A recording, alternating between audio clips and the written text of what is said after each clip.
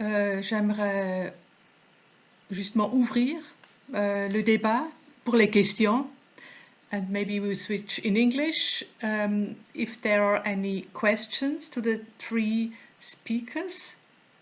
Otherwise, I have some, but Florian, are there some hands? I don't see them.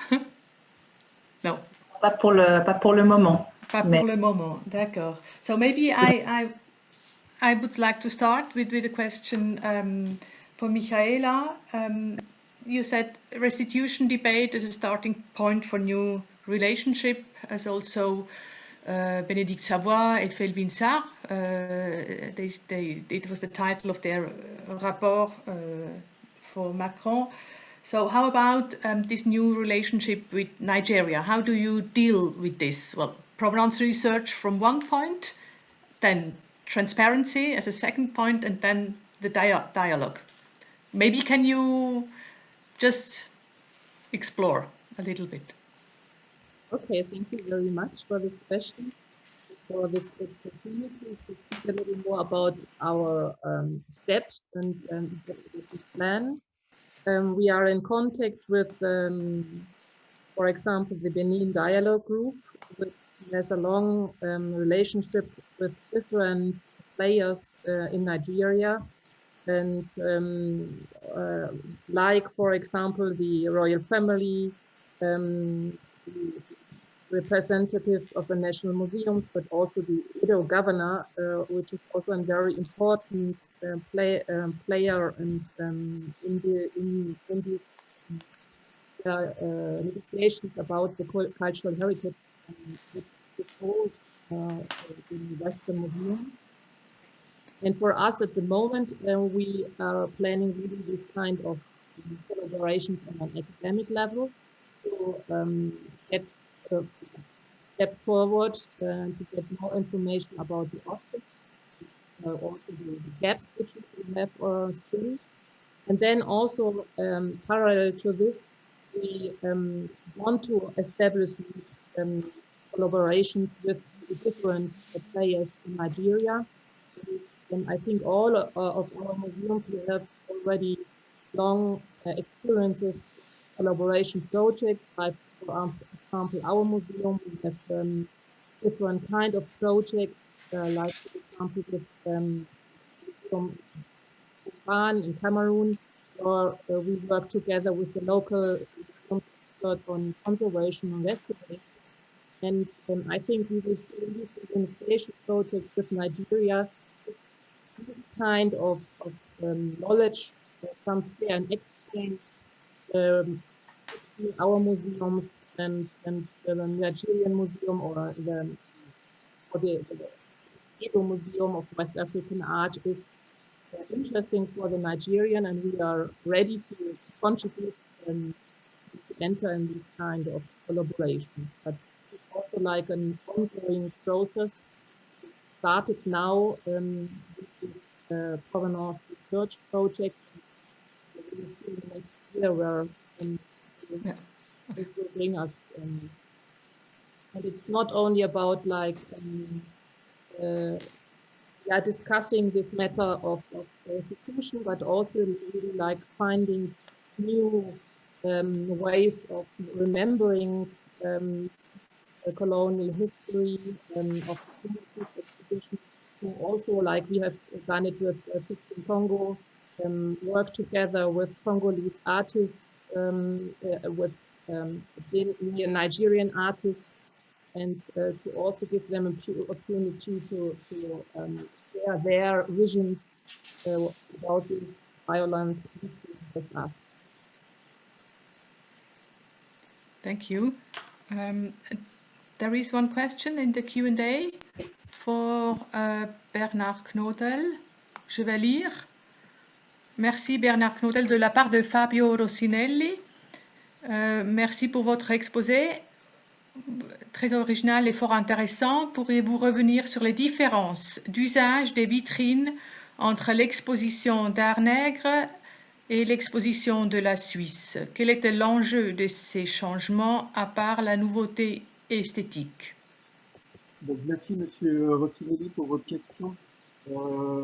Alors, Il y en a de nombreuses. Alors effectivement, il y a non seulement l'aspect esthétique, comme vous l'avez remarqué, en fait, de deux typologies de vitrines qui appartiennent les deux au Schweitzer Werkbund, mais en fait qui sont à 15 ans d'écart, en fait, celle de Robert Stroop, donc, et puis celle de Woutli, deux types de vitrines qui sont imbriquées.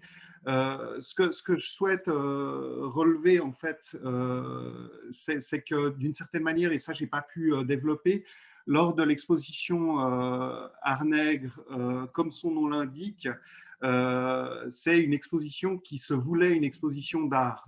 C'est une demande, en fait, même du président Senghor, qui a été d'ailleurs évoqué par le révérend Père Moueng, notamment dans une correspondance. Je peux vous en lire un petit extrait.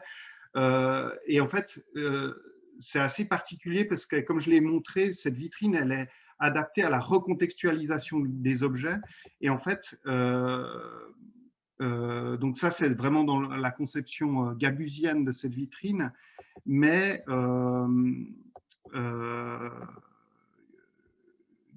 Gabu, lui, considère qu'en fait, son dispositif de vitrine est vraiment adapté à cette recontextualisation, alors que il y a une volonté de valoriser en fait l'art. Et puis l'autre aspect par rapport à l'exposition de la Suisse, présente la Suisse, c'est qu'il y a vraiment une volonté aussi de montrer le savoir-faire, donc de mettre en avant aussi le savoir-faire du design suisse à travers, comme je l'ai dit, tous les éléments de l'exposition. Alors, juste pour vous lire ce petit passage, c'est une lettre qui date de 1964 où le révérend Père Moueng écrit à Gabu en novembre 64. Comme nous l'avons dit, l'exposition n'est pas pédagogique, elle n'est pas non plus ethnographique et son inspiration doit s'abstraire autant que possible des rapprochements qui feraient d'elle une étude comparative.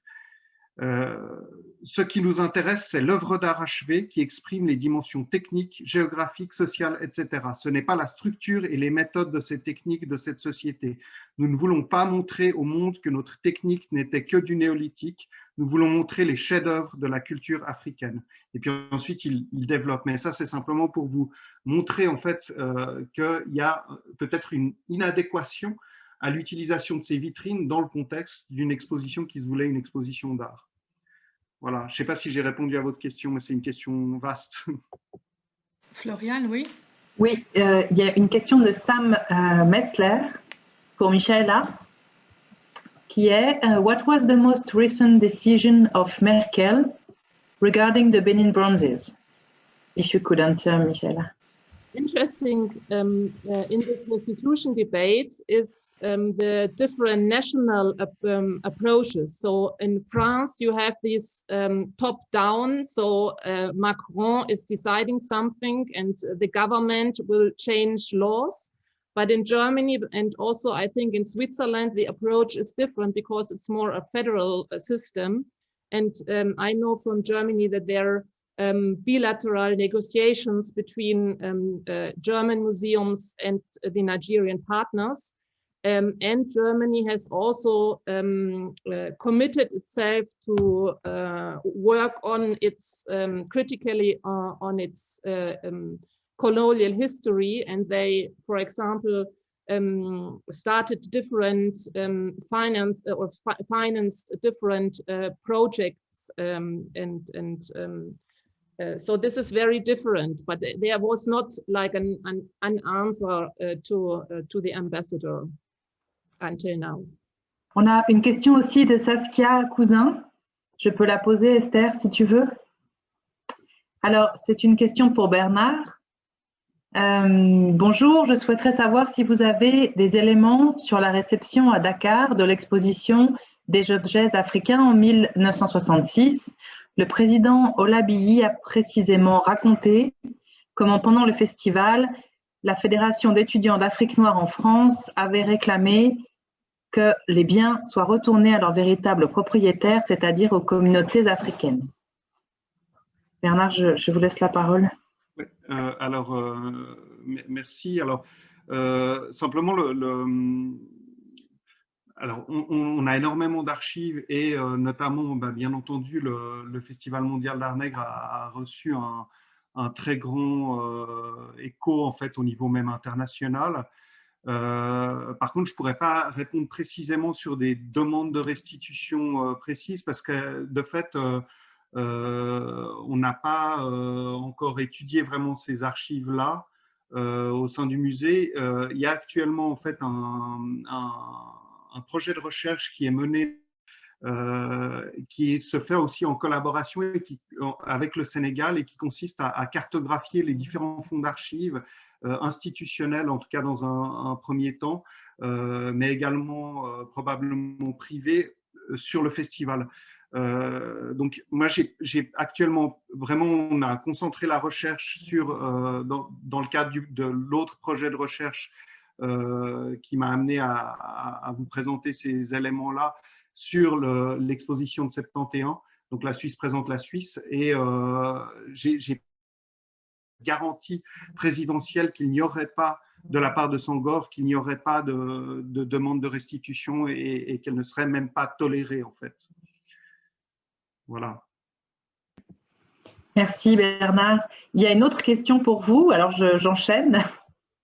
C'est une question de Yuri Kenero, qui d'abord vous remercie. Thanks to everybody for the very interesting presentations. I'd like to ask Bernard if he could tell us something more about the citation he made of Stanislav Adotevi at the end of his presentation. Alors cette citation en fait de Stanislas Adotevi, elle est donc tirée des actes du colloque, de la 9e conférence générale de l'ICOM à Grenoble en 1971. Donc c'était en septembre 1971.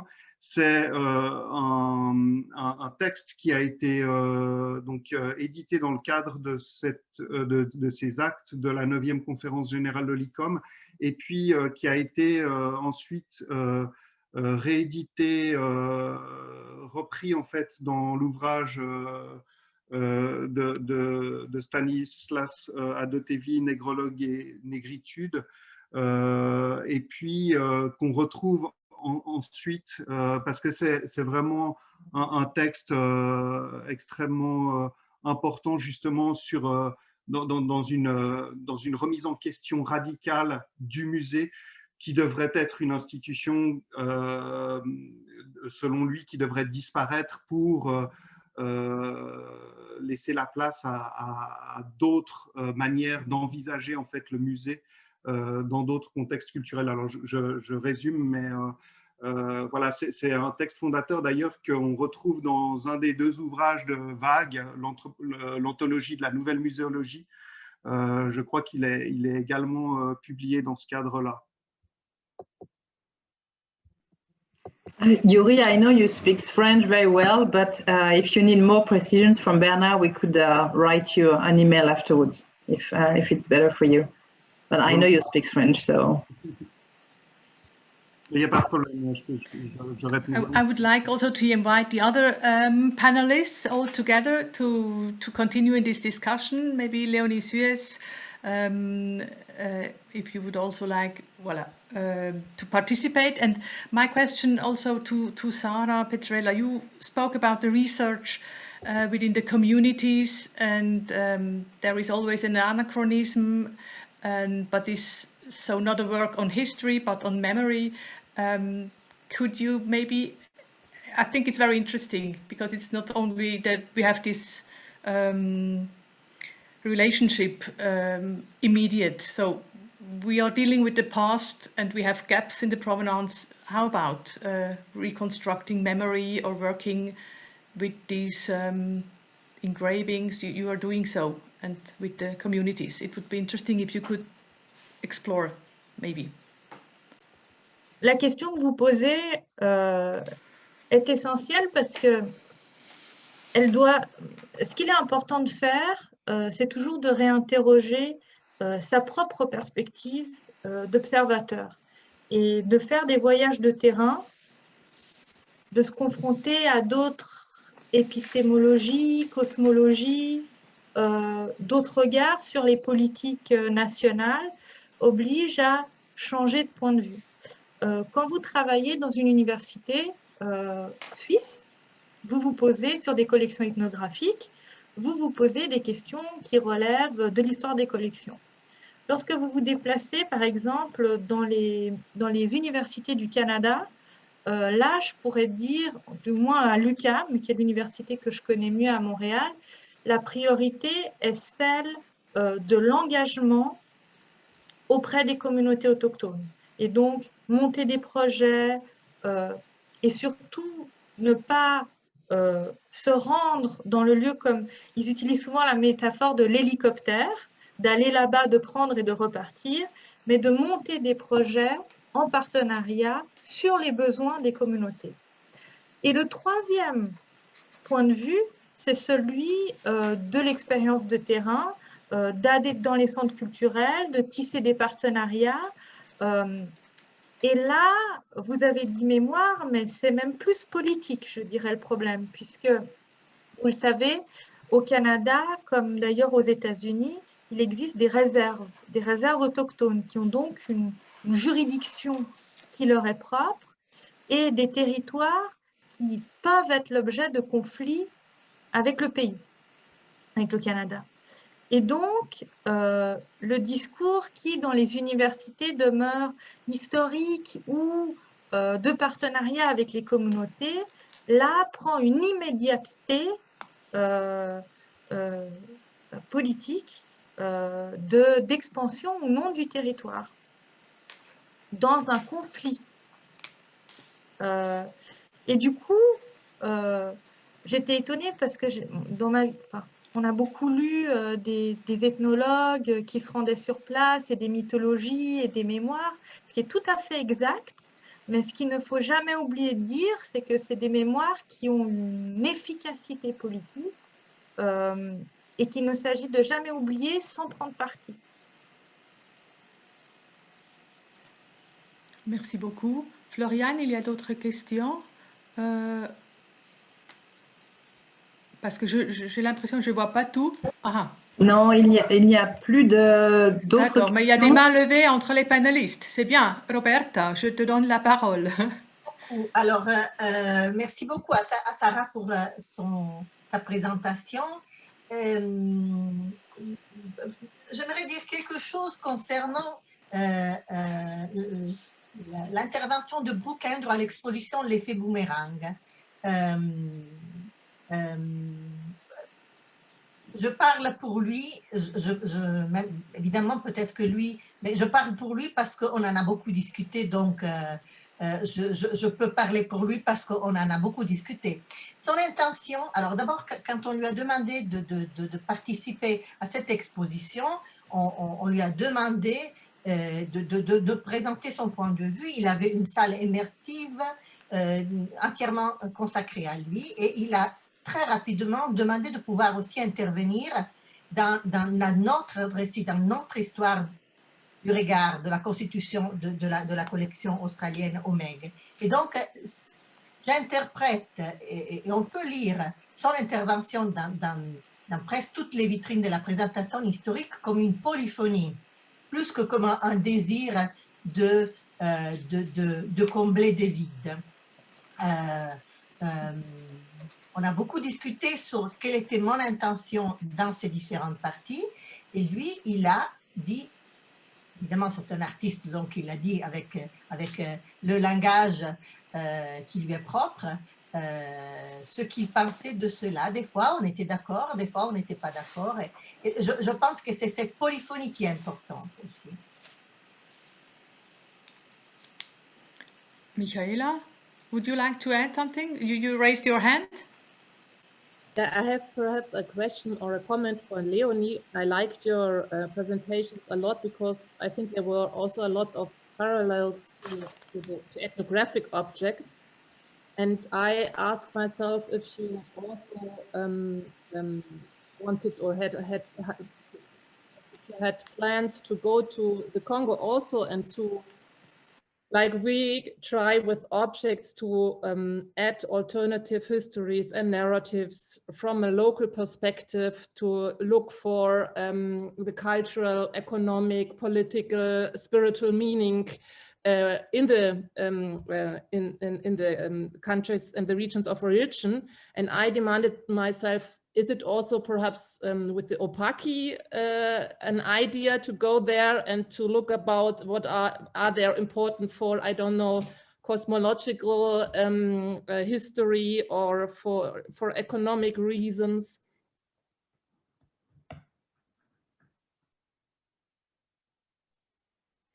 Yes, thank you very much for this question. Yes, I just finished my master thesis in January last year, and since then it's kind of even difficult to to travel, of course. And I just corresponded with the director of the Okapi conservation camp in Epulu, and she's a Swiss woman who's doing this project since 1987. Together with the local community, so they work all together, and we had a long discussion where she explained me a lot about the situation there. And I would also like to interview the park rangers there as soon as it's possible, as soon as she's there, and to also create these new or different perspectives. And I think what Sara Petrella said, that developing together different projects with the local communities there could also change our perspectives. And in case of the Okapi, it's interesting because for the Congo, it's really an iconic animal. There is even a radio station. It is a very positive notion that this animal has. And besides from the spiritual value for locals, there's also an ecological one and an economical one, because the area there is very much depending also on this nature reserve. And at the same time, right now, or since some years, it's very difficult because there's lots of illegal mining where the locals, the rangers, but also the miners are in a conflict area between each other or with each other because of this Okapi reservation camp. So I think this shows another perspective of nature preservation today, because it was also installed by a lot of Europeans or from a Western idea, and the situation there changed a lot. And I think nature reservations can also be a hard thing to deal with, because the situation there changed a lot. So, and I think this would be like the next step to understand this perspective on the animal and on the meaning or the value in Congo. Yes, if this. Yeah. Merci Léonie. Et nous avions deux questions qui étaient similaires avant la pause. Et nous allons peut-être finir ce grand panel avec ces deux questions, et elles ne sont pas adressées à l'un d'entre vous en particulier. Donc, celui qui voudra répondre pourra le faire. Je vous les lis. Une question de Caroline Nesser. Si nous rendons les objets, ne perdons-nous pas en partie la possibilité de les remettre dans leur contexte, soit le contexte scientifique de l'époque, soit le contexte colonial? Je pense aux expéditions très en vogue dans les années 1920-1930. Nous avons aussi un commentaire plutôt de Valentin Boissonnat, que je vais lire en anglais. Restitution is an important subject that is thankfully being addressed nowadays. But we have to keep in mind that returning objects without provenance to a source country will not give them back their provenance.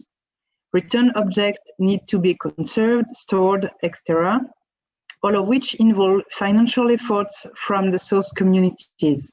We have to be careful not just to pass on the problem. The collaboration and exchange with source communities seems vital and sometimes much more fruitful than a simple return of artifacts. Both goes hand in hand. Voilà, c'était les deux questions qui me semblaient proches l'une de l'autre.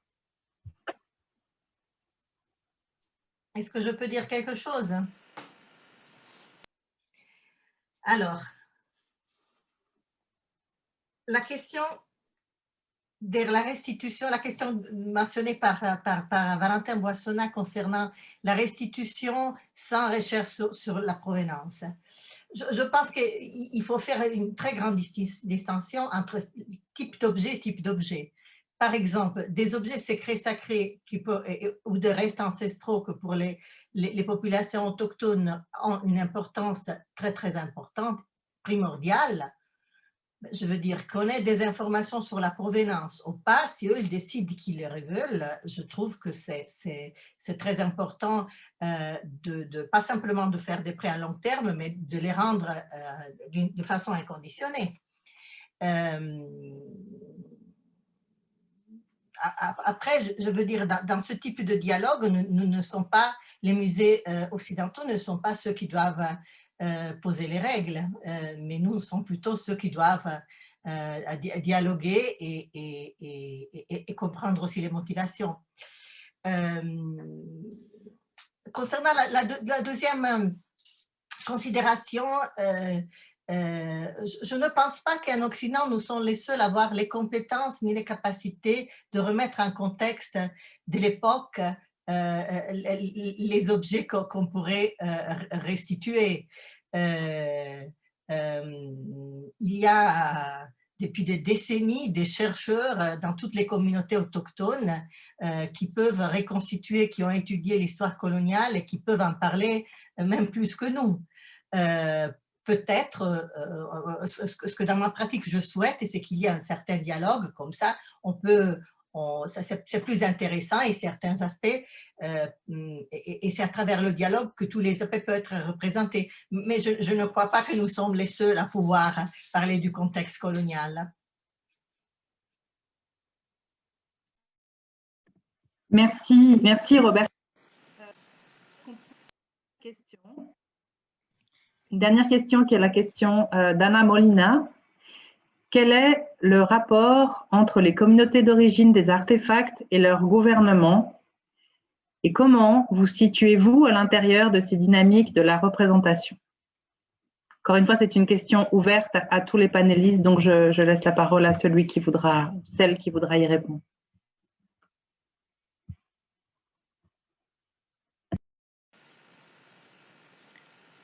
Corinne, vous avez levé la main tout à l'heure. Vous vouliez répondre aussi à cette question? Alors, moi, je voulais rebondir sur ce qu'avait dit Roberta. Donc, je suis entièrement d'accord justement avec elle sur le fait que, effectivement, les pays occidentaux, on n'est de loin pas les seuls à pouvoir relever des provenances ou étudier des objets. Je pense que l'important, c'est de dialoguer effectivement avec les pays de provenance. Et dans le cas de certains objets, comme par exemple les objets qui ont été prélevés et qui se sont retrouvés sur le marché uniquement pour des questions esthétiques, et dont là, c'est sûr qu'on sait qu'ils viennent d'Égypte. Je vous ai montré les statuettes animales, mais qu'on ne retrouvera jamais en fait leur provenance, parce que c'est impossible de savoir de quelle nécropole en fait ils puissent venir. Dans ce cadre-là, si l'Égypte désire récupérer ces objets, c'est tout à fait légitime. Par contre, vu qu'ils en ont déjà beaucoup de ce type-là, ce serait bien de pouvoir justement établir des collaborations et de faire des prêts à longue durée qui se renouvellent, puisque c'est légitime que ce soit eux les propriétaires et qu'on puisse en fait les présenter aussi dans d'autres pays et à la place de les voir dans les bouquins ou sur Internet, puisque l'objet en vrai ne remplace pas en fait les objets virtuels. Mais voilà, je voulais confirmer en fait l'intervention de Roberta et rajouter juste cet élément-là. Floriane, est-ce que je pourrais ajouter quelque chose concernant la dernière question qui me paraît il me paraît fondamental de rappeler que dans les questions de recherche en provenance, il ne s'agit pas seulement de travailler avec les communautés autochtones et les gouvernements des pays concernés, mais il s'agit toujours aussi de remettre en question la position et l'histoire de l'institution qui détient la collection, du pays, c'est-à-dire qu'il n'y a pas 2, mais 3 facteurs à prendre en compte. Et ne jamais oublier, dans des processus comme ceux de recherche en provenance, que le musée ou l'université ou le pays en question doit retracer son histoire en même temps qu'il le fait sur les collections. C'est le va-et-vient qui est nécessaire, sans quoi on n'entrera jamais, on ne pourra jamais intégrer pleinement les pratiques décoloniales. Merci beaucoup. J'aimerais juste dire encore 2 mots, ensuite je passe la parole à Claire. I would like just to keep in mind some keywords, and then we are running out of time. Yes, just maybe 2-3 keywords about collaborative provenance research, about exposition itinérante as a form of exchange, about yes, anachronism, about the work on the memory, and maybe, yeah, it was very nice to be with you this afternoon. And Claire, I will give you the last word. Merci, Esther. I want to thank you, all of you, Esther for the moderation, the speakers for their papers, and all the participants. Voilà, je remercie tout le monde et c'était assez intéressant tous ces échanges et toutes ces questions, et je vous invite pour les prochains jours et les prochains webinaires. Demain, 28 janvier, en début d'après-midi et en fin d'après-midi, sur la pratique de la recherche en provenance et sur la mise en exposition de la recherche en provenance. Et puis le 2 janvier, encore avec 2 autres panels sur à qui profite la recherche en provenance et sur les questions de restitution et de droit. Voilà, merci à tous et bonne fin d'après-midi.